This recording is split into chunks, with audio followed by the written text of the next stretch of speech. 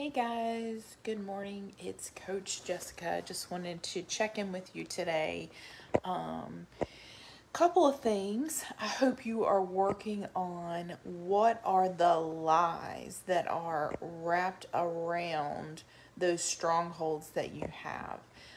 As you know, each week in this group builds on the week before it. So if you miss a step, you can't really just start with that particular week. You have to go back.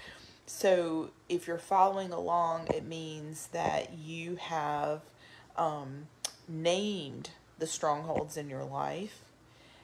You've gotten really, really specific with them, and now you are working through the lies that are attached to each one of those very specific strongholds. Today, I want to share with you a thought, something that I want to share with you from my experience and what I've seen and heard from other people about one of the enemy's biggest lies. For many, many, many years, I was worn out from fighting what I thought was myself. So I thought I was torn. I thought there was part of me that wanted to live and thrive and succeed and heal. And then I thought there was another part of me that was self-destructive and wanted to just give in and compromise. And it was exhausting because every single day was this huge, huge battle. And in my mind, it's what I truly believed. I believed every day I was fighting within myself, the part of me that wanted to live and heal, and the part of me that wanted to self-destruct or just be closed in and pull back from the world and give in to whatever it is that my flesh wanted.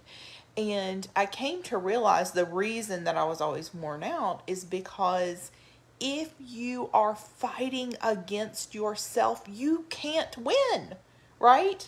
So if I'm fighting a battle against me, who loses? Who's the loser in that battle? I am. There's no possibility that I win. And so the enemy's lie there is that he doesn't exist, that it's you fighting your own self. And that is a huge lie. And if he can keep you exhausted and worn out and pointing your own self back at yourself and feeling like there's part of you that's just broken and self-destructive, you will never get free. You'll have periods of freedom. You'll have moments that you feel like you come out on the good side. But you will always, always in the end lose when you are fighting yourself. And the reality is we have an enemy, and it's an external enemy.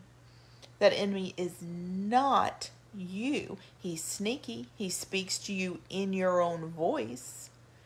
That's how he tugs at those strongholds to bring you into destructive behavior or just distract you. But once you turn your energy towards fighting the enemy instead of fighting yourself, you realize every part of the true you, every part of you that's really you, wants health, wants healing, wants a free life. The enemy wants the exact opposite. He wants to kill, steal your purpose, steal your life, steal your time, and destroy you. So today, I just encourage you, if you have been fighting a battle with what you thought was yourself, let that go. Don't choose that as your mountain to stand on. Like, nope, I'm determined. I'm fighting me. Guess what? You will always lose. You'll never, ever get any further than you are today. You'll never fully break free because you're always fighting yourself.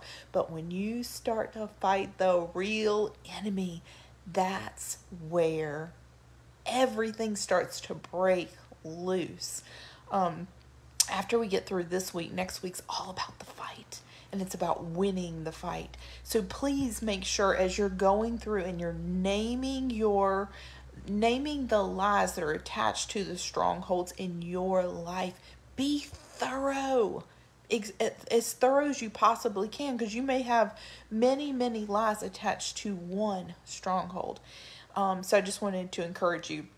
And then just a small thing I had mentioned on the call on Monday night, something about cephalic insulin response. We were talking about, I can't even remember what we were talking about, but I had asked somebody to remind me about cephalic insulin response, totally separate from what I was just talking about. But I wanted to share it with you. So I had a client one time, and she was like 5 pounds over her ideal weight, so not a lot. Not my typical client. In fact, I couldn't even figure out why she chose me among coaches, but she did choose me. And so I worked with her on her food. I worked with tweaking. We removed everything. We did all the things that I know to do. Didn't budge one single bit. So I was at the end of about 60 days, and I was prepared to have this conversation with her of, listen, I really have given it everything I've got. I've tried every method that I know, and you're still hanging on to this 5 pounds. I'm sorry if I've let you down, but I don't have anything else. So that's where I was with her. I was ready to have that conversation. And we're casually having our last call, and she mentions to me that she chews a pack of gum every single day, like a whole pack of gum. And I said to her, oh my gosh, first of all, that's like 20 carbs, right? Like each 10 pieces, each piece was 2 carbs. And she's like, yeah, but I don't actually consume it. I'm like, doesn't matter, you're getting it. That's 20 extra carbs on what we thought you were eating every single day. So part of it was she was consuming 20 more carbs than what we were accounting for. And by the way, she cut out the gum in the first week. She lost the 5 pounds. But the other thing is this. So it isn't just that there was carbs in the gum. It's due, and I've learned this since. There is something called cephalic insulin response, and that is where your body pre-releases small amounts of insulin in anticipation of a glucose load. So basically, if your body thinks a massive amount of sugar is coming, it'll just pre-release a very small amount of insulin to handle what it thinks is coming.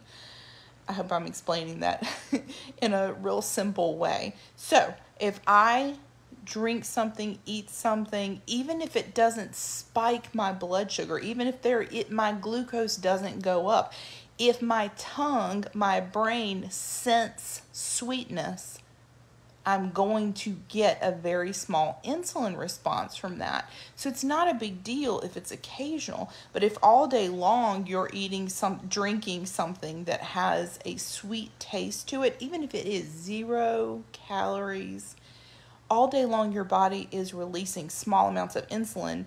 And because of that, remember, in the presence of insulin, your body cannot burn fat. It must store fat. So it's really, really interesting. And it's funny how, sometimes you have a person or I've had a person who's like, I'm doing everything right. And one of the things we neglect to talk about is gum or mints or something that you're drinking because we're so focused on the food. But the reality is, if you taste something and it tastes sweet to you, it is causing that cephalic insulin response. And it could be the thing that's getting in your way if you've done everything else and you're still not getting the result that you're looking for. So I can't even remember why it came up. But it's something that I wanted to share with you separately because I didn't want our call to be any longer than it already was, and I didn't want to go off on a tangent. But I wanted to share that with you because I'm always looking for solutions, and you may be looking for solutions. And everybody's at a different place in this group. Some of you are just starting low carb. Some of you are carnivore, and you've been doing it for years and years and years. Doesn't mean there's not some nugget of wisdom in here for you. So I hope to always impart something to you every day, and hopefully this is for somebody. But if you have any other questions about that, feel free to raise them, and I'm happy to always address those things. But I hope you're working on those specific lies. That is a big, big, big deal, because next week we are going to war with the real enemy, and it's not you. Okay? Everybody have a great day, and I'll talk to you soon.